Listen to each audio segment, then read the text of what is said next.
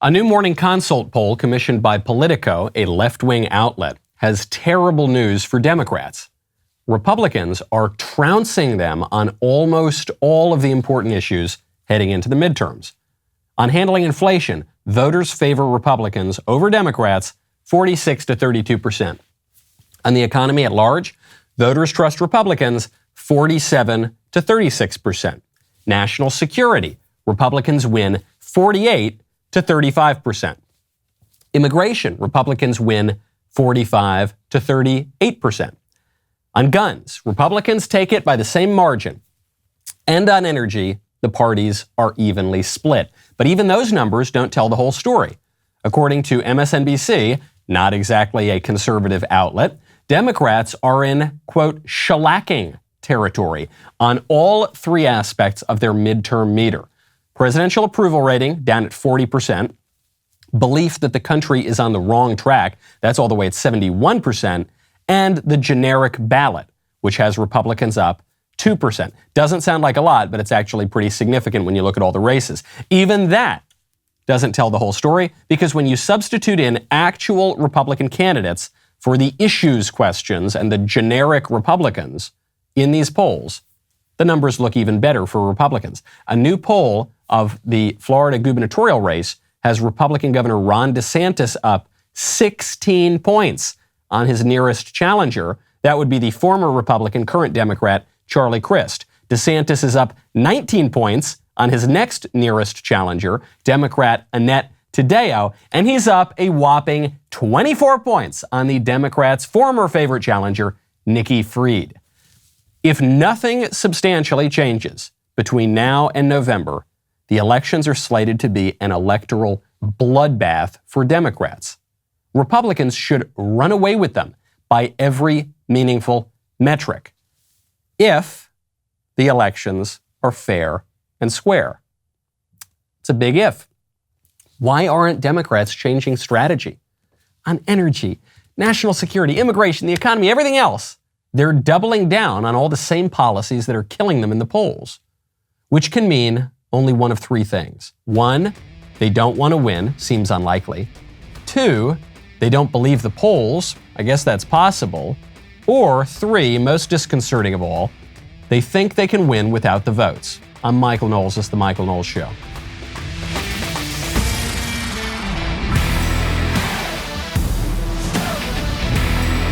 Welcome back to the show. My favorite comment yesterday is from Eric Weininger, who says, as a Washburn University student, I've been hoping you'd stop by eventually. It was very hard to find information about your speech. We look forward to having you. I know I am speaking at Washburn University tonight in Topeka, Kansas. This has caused something of a hullabaloo. Not only are there planned protests, I guess, from some of the radical left-wing students, but the president of the university, Jerry Farley, has actually sent out an email condemning me preemptively, before I said anything, before I even arrived to give the speech. This is the man who personally invited me to come speak. He signed the contract to invite me to speak today, which today apparently is Trans Visibility Day. He invited me on this day, and now he's trying to run away from that and hide that fact and say that this is a horrible, terrible thing that I've provoked myself. No, I was invited to come speak. I was invited to come speak on the issue of transgenderism. I look forward to doing that. Actually, after President Farley at Washburn sent out this email condemning me, not exactly hospitable behavior, after he did that, I made a proposal. I said, listen, President Farley, if you think that my views are condemnable and terrible and that I spread, in his words, hate and misinformation, well, then I'm willing to share the stage tonight. President Farley, if you are watching this, I am more than happy to share the stage tonight at your university, and you can cite specific examples of what you consider to be the hate and misinformation that I've spread. You can cite those examples and we can discuss them. If the issue that you've got is with the thesis of my speech, which is simply that boys are not girls, why, you can present your alternative thesis and we can debate that as well. I'll debate the side that boys are not girls. You can debate the side that boys are girls, I guess, and we can have a respectful and civil debate. This is the spirit of free exchange and an open academic forum, I would be more than happy to do that. Or President Farley can cower in his administrative office and defame me without stating any examples whatsoever and try to run away from the fact that he's the one who invited me in the first place. The choice is absolutely his. I have a speech prepared to give this evening on Trans Visibility Day, but I'm more than happy to throw that speech out the window and have an open debate on this question. Choice is yours, President Farley. If you're in the Washburn community, please feel free to pass my invitation along to him. We've got to protect our academic discourse. We've got to protect our schools. We've got to protect our homes, I say, which is why you need Ring. Right now, go to ring.com/Knowles. You know about Ring's video doorbell. I've told you about it for years. You get to see and speak to whoever's at your door, wherever you are in the world. That's amazing. You probably even know about Ring's home security system. It's an award-winning home security system with available professional monitoring when you subscribe. Super easy to install. You can do it yourself. I need to hire a contractor to screw in a light bulb. Even I can install Ring. Well, now I've got to tell you about the next level. I've got to tell you about how you can go pro. That's right. Ring Alarm Pro is, according to CNET, a giant leap for home security. I think they're totally right. It helps protect me. It can help protect you. And what Ring Alarm Pro does is it protects your whole home, your physical home, not just from bad guys, but from freeze, from flood, from fire, your physical home and your digital home. It protects your Wi-Fi. It protects your home network. It protects everything. It's that whole home security system. If you haven't done it already, go pro right now with Ring's award-winning alarm. Go to ring.com/Knowles, Knowles. That is ring.com/Knowles. If the elections are fair and square, then the Republicans are slated to run away with them. That's a big if, isn't it? You know, part of this show was censored yesterday. The show was not censored on Apple Podcasts, Spotify, Stitcher, Google Play, on the audio podcast platforms. The show was not censored on the Daily Wire. So if you're a Daily Wire member, you got the full show. But if you were on some of the social media platforms, YouTube, Facebook, this show was in part censored. Not through my own desire, not through the desire of the Daily Wire, but because this show fell afoul of the guidelines. You see, there was an article published in Real Clear Politics, this is a very mainstream news outlet, citing a peer-reviewed scientific study of the 2020 election that raised some questions about the possibility of voter fraud and a stolen election. And it was an academic analysis. It's peer-reviewed. It checked all the boxes that we were told by the left we need to check. It was highly scientific. But because it contradicted the leftist narrative about the 2020 election, namely that you're not allowed to raise any questions really whatsoever, certainly about the outcome of the election, you're simply not allowed to suggest that maybe something was off there. That my reading, this peer-reviewed scientific study, fell afoul of the algorithm. We were not allowed to do it. So one, it's a reminder that if you want to get the full show, you got to subscribe to the audio podcast, or better yet, subscribe to Daily Wire. But two, it shows you just the degree of censorship that we've got in this country right now. And we're not just talking about censorship of obscenity, censorship of threats, censorship of things that are ordinarily censored. The point of the First Amendment is to protect political speech. And here we are seeing the entire liberal apparatus censoring very relevant, very important political speech. So we're not allowed to do that. I would not do it. I can't do it today. I'm not raising the question of whether or not the election was stolen. If you want to raise that question yourself, I would recommend you go check out this paper. You can read about it at Real Clear Politics, or go listen to the audio version of yesterday's show. At the very least, though, what we are allowed to say, according to our big tech overlords, is that the election was rigged. Meaning, we're not talking at all about whether it affected the results of the election, but we can at least acknowledge that the Democrats changed the rules before the election in most states. In some cases in a way that was unconstitutional, like in Pennsylvania, where the Constitution prohibited widespread mail-in ballots, and yet they did it anyway. That was one way that they rigged the election. Another way is that big tech and the media censored relevant information about the election, most notably the New York Post story on Hunter Biden's laptop. Hunter Biden's laptop was discovered at a repair shop. There was a ton of compromat on it, a ton of evidence of a whole slew of crimes, personal crimes, sexual crimes, financial crimes, and this was blacked out. You wouldn't hear about it in the mainstream media. You weren't allowed to post about it on social media. You weren't allowed to privately message it on social media. And now, how many days has it been? It's been 532 days since that story broke, since that story was denied by the establishment media. Now, 532 days later, CNN is admitting, okay, it was real. So there's a lot of issues that the Justice Department has looked into, including, of course, this laptop that on the right wing has featured a lot of stories about Hunter Biden. We know the FBI has possession of it and that they believe it is his laptop, that the contents of it are his. Thank you, CNN. Thank you for telling us 532 days later what we've all known from the beginning. Namely, that the laptop is obviously real. It's full of a ton of photos of Hunter Biden. It's got all his photos, all of these. Frankly, the emails are more damning than the photos because it shows extraordinary political corruption, financial crimes, not just from Hunter, but implicating the whole Biden family. And yet, when the story broke, we were told that this was disinformation, Russian propaganda and disinformation. Here's an article in Breitbart. 15 media personalities who immediately came out and said this was a total lie. MSNBC executive producer Kyle Griffin said, this is not censorship. Facebook is under no obligation to allow a disputed report that appears to contain disinformation to spread on their platform. So the executive producer at MSNBC said, it's really good in the weeks before this presidential election that we're censoring damaging content about one of the candidates. The publisher of Inc.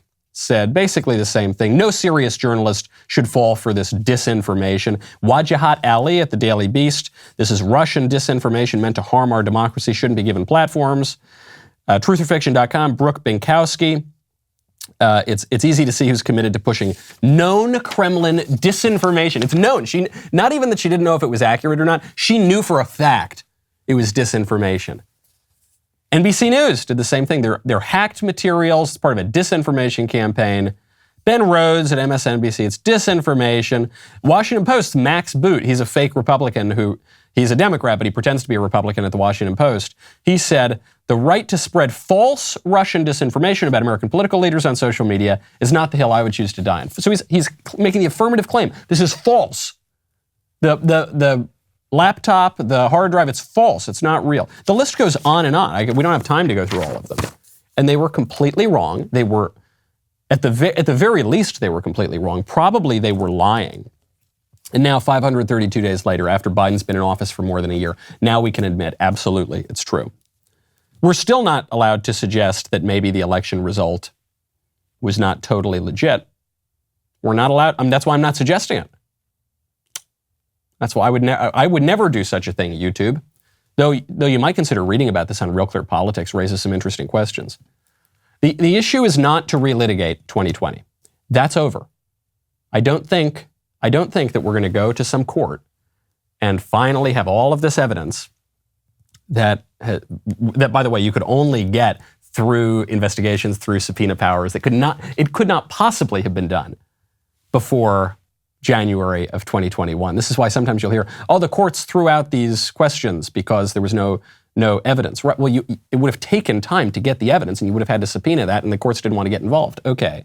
It's not about relitigating that. I don't think President Trump is going to walk into office again in the middle of 2022. But the reason it matters is, what about the 2022 elections? What about the 2024 elections? If there are structural problems here in our elections, if people don't have faith in our election system, which, by the way, no one does, Democrats don't, Republicans don't, huge proportions of both parties think it's rigged and that people are cheating.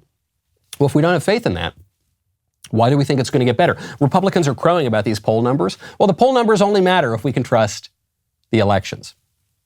We've got to stay healthy as a democracy. We've got to stay healthy as individuals, which is why you need Tessa Mays. Right now, go to TessaMays.com, use promo code Michael, TESSEMAES.com, promo code Michael. It's the award-winning ranch dressing, vinaigrette, All sorts of American-made, wonderful, delicious-tasting, healthy food. It was started by these three brothers who had a dream to share their mom's recipes with the world. Tessa Mays puts flavor and quality above everything else. And because of that, they became the #1 organic dressing brand in the country. All the products are made right here in the good old US of A. They've got a wide variety of kosher, Whole30, and keto products. Whether you're in the mood for a creamy avocado ranch or a light, refreshing lemon garlic dressing and marinade, there is a Tessa Mays product for every occasion. Everyone agrees this thing tastes great on everything. Dipping wings, pizza, pouring it over a fresh salad. Tessa Mays makes every meal better. These guys are the embodiment of the American dream. They're bringing manufacturing back to America. Their products are incredible. Go to tessamays.com, promo code Michael. Get 15% off all their products. TESSEMAES.com, promo code Michael. There's a real problem with free speech, not just in this country, but around the world. We're talking about how the president of Washburn University is doing everything he can to keep me off of that campus, sending out the email saying that he's condemning me before I even speak, saying that the words that I'm spreading, that boys aren't girls, are misinformation. It's a public university, so he has very little recourse. He can't actually keep me off the campus. But you're seeing this at universities in America. You're seeing this on big tech and throughout the establishment media. I don't even want to call them mainstream. They're not particularly mainstream at all. But so much so that a major political story before an election, presidential election, was completely censored. Well, it's happening around the world, throughout the West. Germany has just made it illegal to express support for Russia in the Ukraine war. This from the German Ministry of the Interior. Quote, Russia's war of aggression against Ukraine is a criminal offense. Anyone publicly approving the war may be liable to prosecution in Germany. This applies to using the Z symbol. 2, German security authorities are keeping an eye on the use of the symbol. I'm not saying people should support Russia. I don't think they should support the Russian invasion of Ukraine. I'm not saying that people should criticize Ukraine. Obviously, Ukraine's a corrupt country too. There are criticisms to be made, but I'm not saying that at this moment when Russia is invading Ukraine, people should be focusing on the criticisms of Ukraine, though there may be a lot.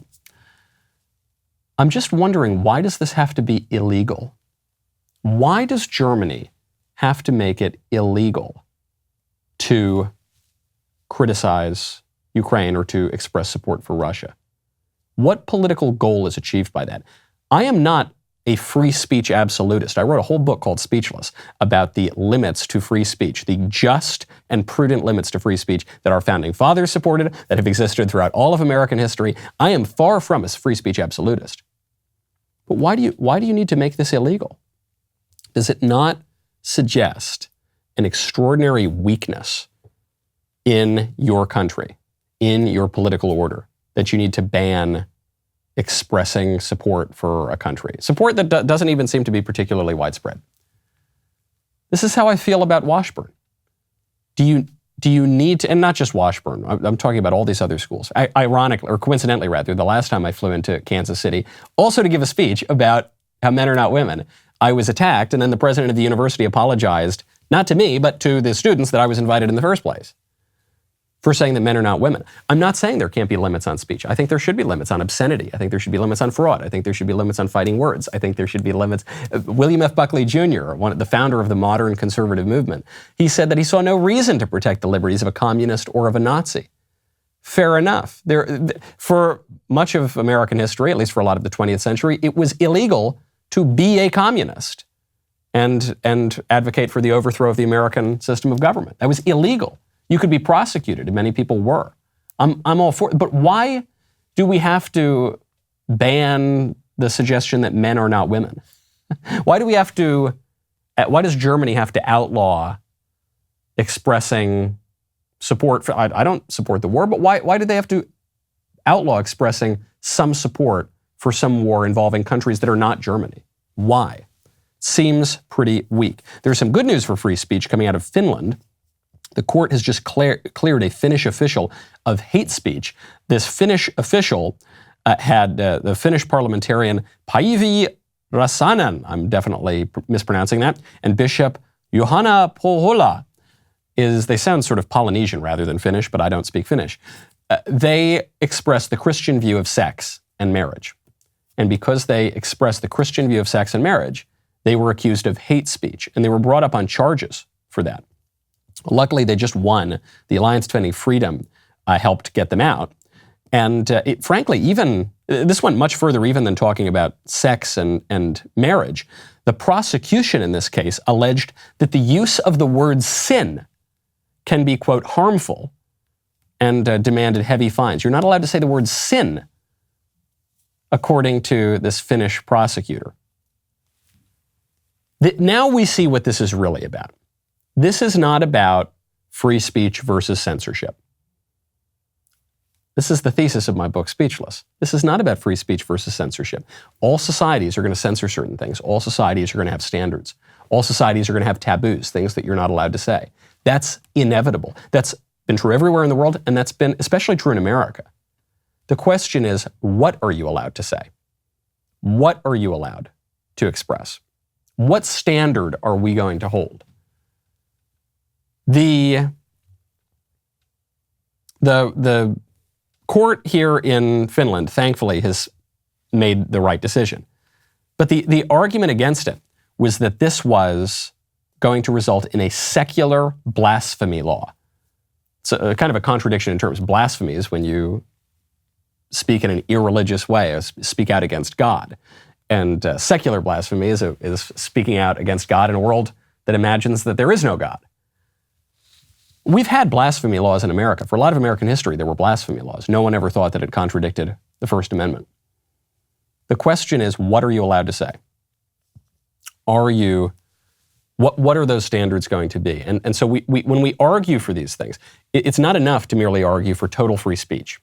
Say whatever you want, do whatever you want. That's never existed anywhere. It's never going to exist. That's the mechanism by which the left took over the whole culture. What you have to argue is an actual substantive vision, which is what we're going to be doing tonight at Washburn, by the way. We're going to be arguing not just for free speech in the abstract. We're going to be arguing for a substantive vision of what sex means, of what human nature is, of what our relationship to our bodies and the physical world is.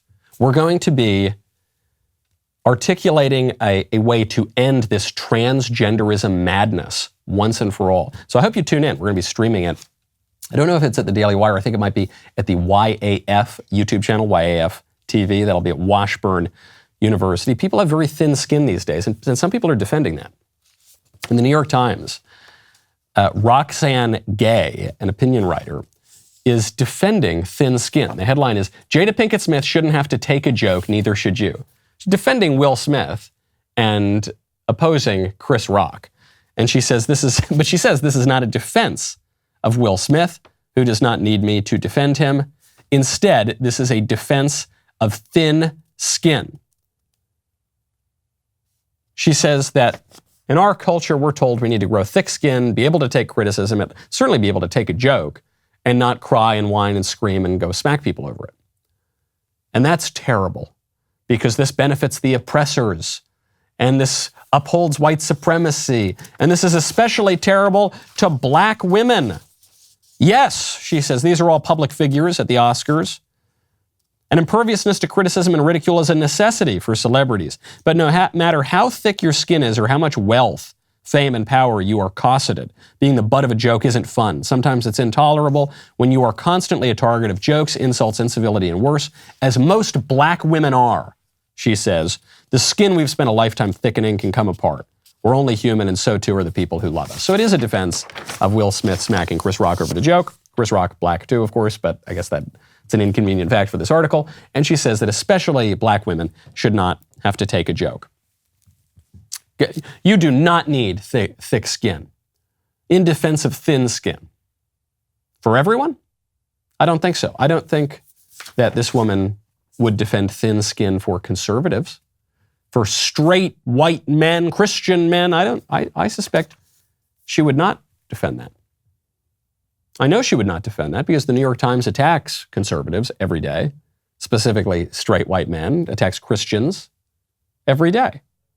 Mocks us for our views of sex, certainly, for our views of religion, generally, for our views of society, mocks us all the time. The left calls us deplorable, irredeemable, bitter, clinging idiots. Do we have the privilege of the thin skin there? No, of course not. What the left says is we should be ostracized from society. So it's only a defense of thin skin for certain people. Because it's not really a defense of thin skin at all. It's the same old friend versus enemy identity politics that we always get from the left. The question is not, should you have thick skin, which you should have thick skin, by the way. Be strong. Fortitude is a virtue, okay? Weakness is not a virtue. Fortitude is a virtue. I know we don't talk about the virtues a lot these days, but it's good. Be strong. Don't be weak. Toughen up. To quote Don Corleone when Johnny Fontaine is crying at him, Godfather, I don't know what to do. You can act like a man. That's what you can do. Come on, toughen up, Buttercup. But what this woman is saying here is, no, conservatives, you need to toughen up. We're going to insult you. We're going to belittle you. We're going to try to make you second-class citizens in society. And we're also going to protect the left from any criticism that you might have. That's a political strategy. And it's not to do with censorship or free speech. In the abstract, it's not to do with being very sensitive or being able to take a joke. The question is, who has those rights? And the question is, what kind of speech is going to be protected? In a world of woke razors sold by men who cave to the demands of social justice warriors, you can now use a razor that pivots but doesn't cave. Yes, I'm talking about the Daily Wire and our new razor company, Jeremy's Razors. If you're not one of the 45,000 Americans who already purchased Jeremy's Razors, then head on over to IHateHarrys.com to get your founder's kit and subscription now. The launch of our new razor company has been extremely successful. Because of this tremendously positive response, we're actively working to expand Jeremy's Razors team in Nashville, Tennessee. Specifically, Jeremy's Razors is currently looking for an executive vice president as well as a director of consumer experience. This is a huge opportunity, not only to sell razors, but to be on the front lines of taking back power from woke corporations, the sort of thing we have been calling for years. If you're interested, head on over to dailywire.com/careers. This is your chance to join us and help to run the razor company that has sprouted up overnight, taken the country by storm, and stands to play a really important role in our cultural battles. We'll be right back with a lot more.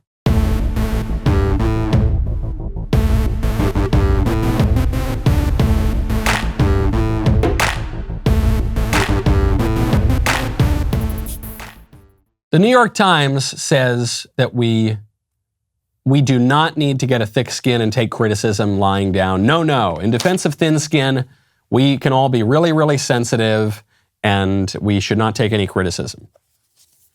Meanwhile, at UCLA, the race and equity director is openly wishing for Clarence Thomas's death.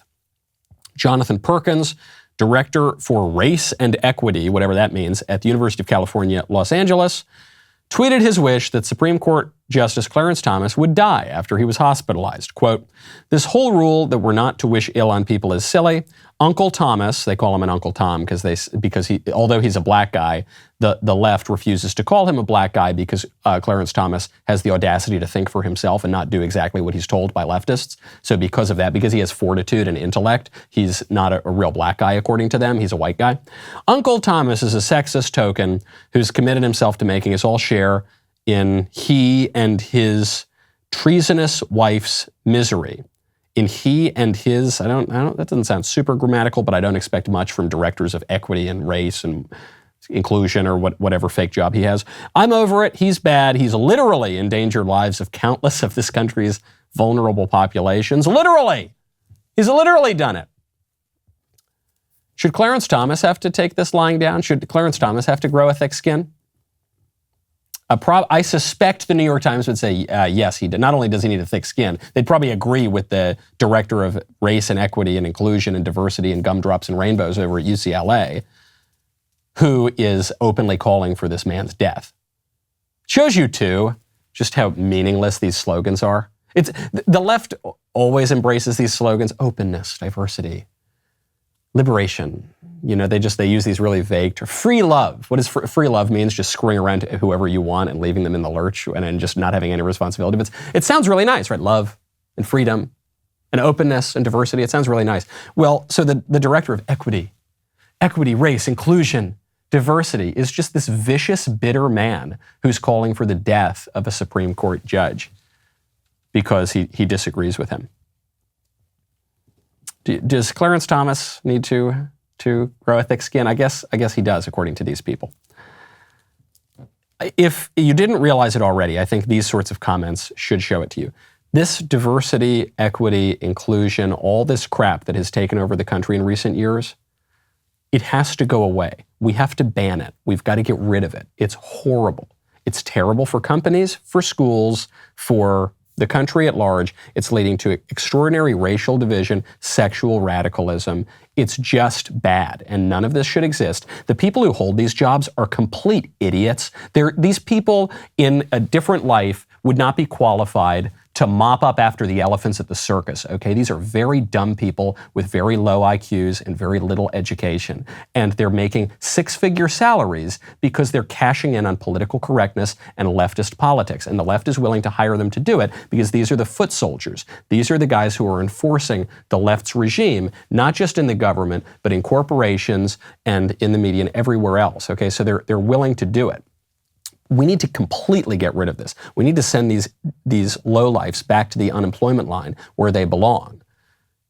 No one has benefited from this. And some conservatives want to play nice and they want to work on, well, maybe we'll try to meet you halfway. No, there's no meeting halfway. The equity, inclusion, diversity, equity, and inclusion, D.E.I. needs to D.I.E. as far as I'm concerned, as a political movement and as a corporate and professional movement in this country. It's absolutely terrible. And one university is doing just that. Point Park University is just canceling their Office of Equity and Inclusion. This is a private college in Pittsburgh, and they said they're just shutting it down. Good stuff. Good on you, Point Park University. Absolutely wonderful. What does the Equity, Inclusion, Diversity Office, what do they even do? Here's the mission statement from Point Park University. Quote, the mission is to wholeheartedly foster institutional equity, diversity, and inclusion by raising awareness and implementing strategies and tools to shift mindsets and align all members of the campus community with creating a culture of appreciation, acceptance, and inclusion for all individuals at every level of the institution. I am willing to offer a lot of money. I'd probably go up to 5 figures, 6 figures even, for someone who can translate that into English. And I'd be willing to wager that kind of money because it's not possible, because it doesn't mean anything. It's just corporate slogan speak gobbledygook. Foster equity, diversity, and inclusion. What does that mean? By raising awareness. That's actually a communist term, raising awareness. It really took on a popularity during the 1970s with the second wave feminists who would have consciousness raising activities, and that comes from Marxists in the early 20th century and even a little earlier than that. So raising awareness is just another version of raising consciousness and implementing strategies to shift mindsets to what? And align members with a culture of appreciation and acceptance for all individuals. Oh, for all individuals? What about Clarence Thomas? Doesn't sound like diversity, equity, and inclusion wants to include or appreciate Clarence Thomas. They want him to die. It doesn't mean any, it's just, this is what they say. The mission of the Office of Diversity, Equity, and Inclusion is to be really good and nice and it's really good and we're really, really good. Do what we say. Well, what is that? What is that? It's to push radical leftism. Get rid of this stuff. I do not know that I could send my child to an institution, whether it's a school, elementary school, whether it's a college, that has a department of diversity and inclusion and equity. It just means a department of radical leftism. We've got to get rid of that. And so once we get rid of the left-wing terrible institutions, we've got to build up our own. You know what happened yesterday. If you were tuning into the Daily Wire on our YouTube channel or at the Daily Wire website, you heard Jeremy's, the God King's, really big announcement. We are not just attacking other institutions. We are coming on and we are building up our own. We are taking on Disney. Take a listen. Because of the great reporting of Chris Rufo, we got to see leaked footage from inside Disney of high-up Disney employees saying things like, we have a not-so-secret gay agenda. Saying things like, we make sure I get this quote right. We're adding in queerness wherever we can, and that, quote, no one is trying to stop the producer who was doing so. Another executive within the company said, if anything, we don't have enough LGBTQIA representation in content made for very small children. So what are we going to do about it? Well, we're going to do the same thing we always do. We're going to build alternatives. Americans have enormous economic might. They just don't have any alternatives. The Daily Wire is building those alternatives. And today, I'm proud to tell you that we will be launching Daily Wire Kids. Daily Wire Kids, I love it. You right now can help us build that future by going to dailywire.com/subscribe. If you want, you can pay full price. That would be great. We support it. We're going to need a lot of money in order to do this stuff. But also, we're so excited about it. If you use code BUILDTheFuture right now, this probably won't last very long, but if you do it right now, you will get 45% off your membership, which is an extreme discount. So I recommend you do it. I was talking to sweet little Elise about this when the Disney news came out. Disney is saying, yeah, we're going to make all of our content super duper trans and gay and asexual, and we're going to put all these super woke messages about sex and race and everything in there. And Elisa turns to me, she goes, well, Mac, on the bright side, at least we don't need to go to Disney World. Because my wife and I, we're not huge. I know that some millennials they'll go to Disney World and Disneyland even without kids. They'll just go on their own in their 30s. They'll just go to, and that's fine. Look, I don't mean to knock it. I don't want to yuck your yum, but that's not what Elise and I would like to do. We're not huge Disney fanatics. So the bright side, we don't have to go to Disney World. But it is kind of sad for the kid. You want your kid to have a magical experience. You want your kid to have all the fun, wonderful, cartoonish stuff that we had when we were kids, and that's gone, okay? That world is gone. When I was a kid, I loved Pinocchio. I loved the Snow White movie. I loved The Lion King. That was one that was made a little bit more recently. I really liked these things. And that Disney is gone. Now Disney is pushing almost exclusively, they say everywhere they can, this radical woke agenda. And the reason this is so bad is not only because it's going to confuse your kid about sex and human nature and race and all this kind of stuff. The reason it's so bad is that it's a bad story. We naturally like stories about princes and princesses. We naturally like certain stories that Disney historically has been able to produce. Those stories resonate with us because they resonate with universal tales about humanity. They strike us as true because they speak to human nature. And what wokeness does is tries to rewrite human nature. You see this most especially in the transgenderism movement, because the transgenderism movement tries to say human nature is the opposite of what you think it is. Men actually are women. Women actually are men. And so when they shoehorn this stuff into movies, not only is it damaging politically, but it just ruins the stories. The stories are not good anymore. Sweet little Lisa said, by the time that little June, our little son, is grown up enough to go to an amusement park, we're not going to go to Disney World. We're going to go to Wire World. And I promise you, I haven't talked to Jeremy about this, but I know he's thinking this. I know he is thinking we're going to build Wire World and there's going to be a big stuffed animal Andrew Klavan walking around that you can go hug and take pictures with. I know because this is such an opportunity from the left. Big crisis means big opportunity. That's the bright side. That's the silver lining in politics. Half of this country does not, more than half of this country, does not like the woke crap that the corporations are pushing and that the government's pushing, that everyone else is pushing. 60% of the country supports the parental rights and education bill. The 100% of the liberal establishment, and especially Disney, hates Florida's parental rights and education bill, which prohibits teachers from peddling transgenderism to 5-year-olds. Everyone in the establishment loves it. And the vast majority of Americans, despite all of the propaganda from the media, the vast majority of Americans support the bill. So that's fine. We're looking around here at the Daily Wire and we're saying, okay, if Disney and all these other stupid corporations are spending billions and billions and billions of dollars to peddle their agenda, which is unpopular with the American people, then we're going to spend our millions of dollars, a relatively small sum compared to the establishment. We're going to spend that giving people the kind of content they like. And what's happened? Our company has exploded. I hope I'm not giving away a trade secret, but I don't think it's a real secret. Here's the amazing strategy that's allowed the Daily Wire to grow. Give people content that is truthful, that speaks to the human condition, that is entertaining when we're talking about entertainment content, and don't cram false, stupid ideas down their throats. Don't force feed them whatever ideological poison happens to be tickling your fancy that day. And that's going to allow you to grow. And we need you to do it. So if you head on over to dailywire.com/subscribe, use code BuildTheFuture, you'll get 45% off. Speaking of Disneyland, speaking of California, California has become the first state to implement an actual reparations scheme for black people. We've talked about it for years.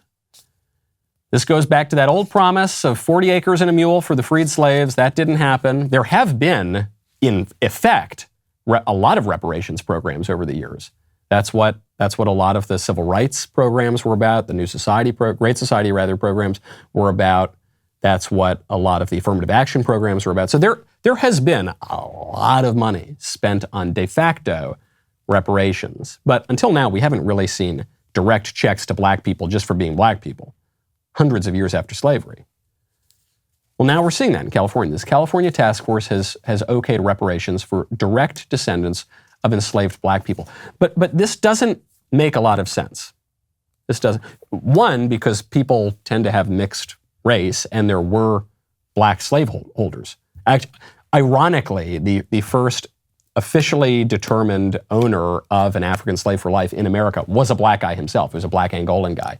So it would be very difficult to parse out exactly who gets the reparations. But moreover, the argument from the left on white supremacy and intersectionality and critical race theory is that racism and the effects of slavery don't only affect the descendants of black slaves, it affects all black people. That if you are black in America, even if you got off an airplane from Nigeria just yesterday, you are experiencing the problems and effects of white supremacy, and therefore you are owed some kinds of reparations as well. So even by the left's own arguments, this program doesn't make a lot of sense. But it's very clear what it is. It's a payoff. It's a bribe. It's a bribe from the left to a very specific interest group, to a faction, not a political party in the high-minded sense of having an understanding and an agenda for the common good, but just an interest group and a faction. You say, we're going to pay you a little bit of money and you vote for us, and that's how it's going to work.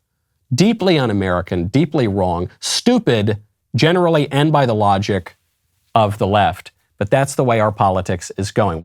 Terrible legislation being passed in California, really great legislation being proposed in our nation's capital. I've got to hand it to Lauren Boebert.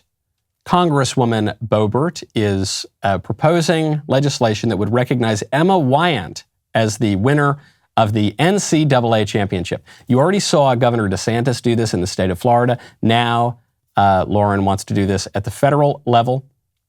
This has been co-sponsored by 21 House Republicans, and it's a resolution simply saying that this woman actually won the tournament, and the winner of the tournament was not that big hulking dude who is pretending to be a woman.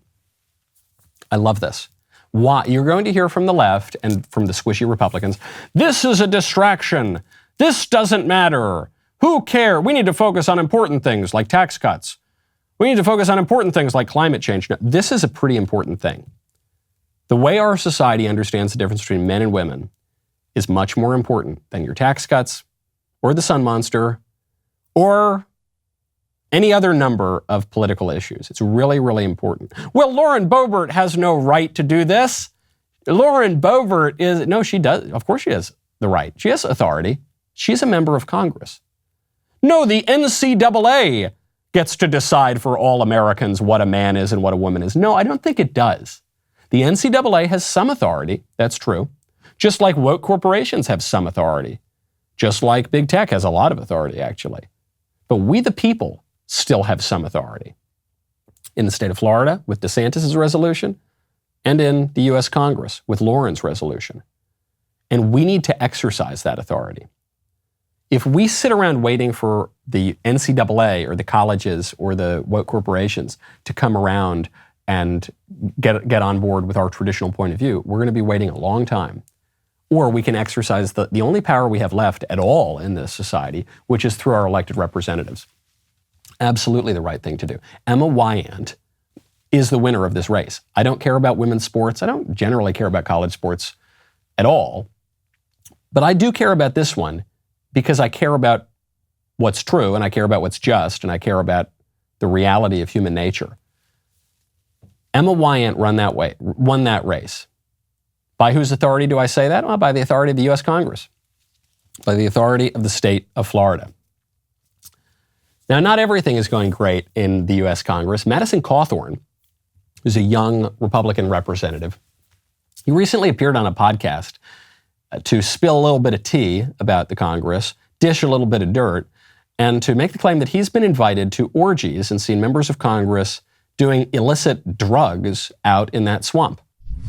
The sexual perversion that goes on in Washington, I mean, being kind of a young guy in Washington, the average age is probably 60 or 70, and I look at all these people, a lot of them that I've looked up to through my life. I've always paid attention to politics, guys that, then all of a sudden you get invited to, like, well, hey, we're going to have kind of a sexual get-together at one of our homes. You should come. And I'm like, what did you just ask me to come to? Yeah. And then you realize they're asking you to come to an orgy. Yeah. Or the fact that, there's some of the people that are leading on the movement to try and remove, addiction in our country. And then you watch them do, a key bump of cocaine right in front of you. And it's like, wow, this is wild.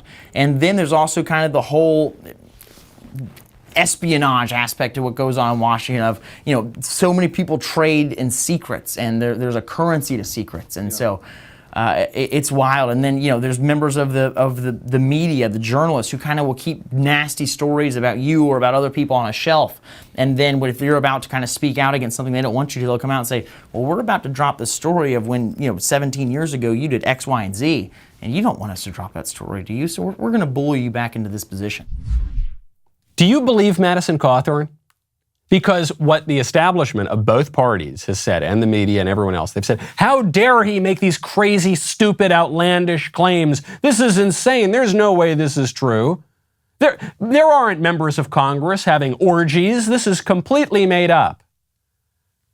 And when I saw that reaction from the Democrats and the Republicans, I thought, oh, he's 100% telling the truth. He is. If I didn't believe him before, I sure believe him now. And then I remembered, I said, wait a second. Katie Hill was busted for having orgies with her staff like 3 years ago. That wasn't even that long ago. And that was just the one that became public. And that was only because we had photographs of it. I have no doubt that what Madison Cawthorn is saying is correct.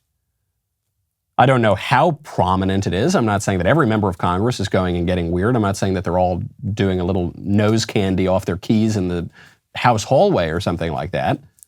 But is there promiscuous sex in Washington? For sure. Illicit drugs, even by people who work for the government? Yeah, for sure. Just that one alone, just Katie Hill alone. Just within the last few years, of course this stuff is happening. Though Madison has been forced into walking this back. Kevin McCarthy, who's the Republican leader in the House, he has said that Cawthorn told him that some of the remarks were untrue and exaggerated. Now, as far as I can tell, Madison Cawthorn has not actually come out and said that it was a lie or that it was exaggerated, but the House Republican leadership has come out and said, no, people were very upset about this. They said, name names. If you're going to make this claim, name names. And Madison is not going to name names because it would destroy his relationships with these people, because it would immediately put him as far outside of the swamp as he possibly could. Because I bet not all of these people are Democrats. I bet some of them are Republicans too.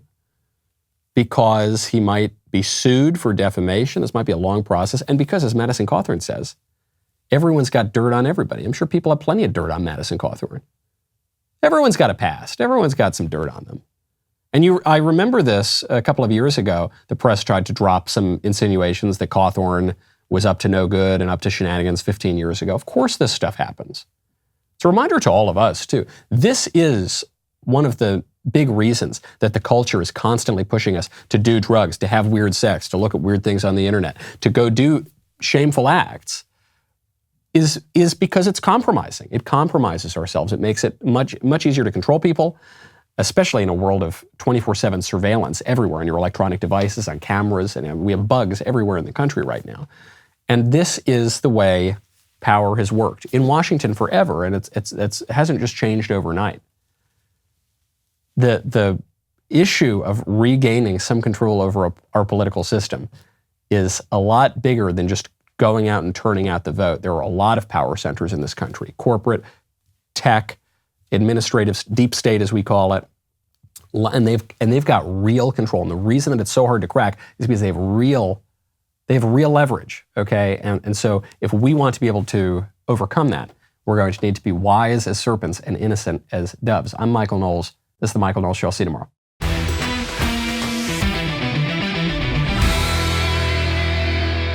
The Michael Knowles Show is produced by Ben Davies, executive producer Jeremy Boring, supervising producer Mathis Glover, production manager Pavel Vidovsky, editor and associate producer Danny D'Amico, associate producer Justine Turley, audio mixer Mike Coromina, and hair and makeup by Cherokee Hart. The Michael Knowles Show is a Daily Wire production, copyright Daily Wire 2022. Today on The Ben Shapiro Show, we here at the Daily Wire are ready to go to war with Disney to protect your kids. Plus, the Biden administration sees record low approval ratings as the economy teeters on the brink of recession. That's today on The Ben Shapiro Show. Give it a listen.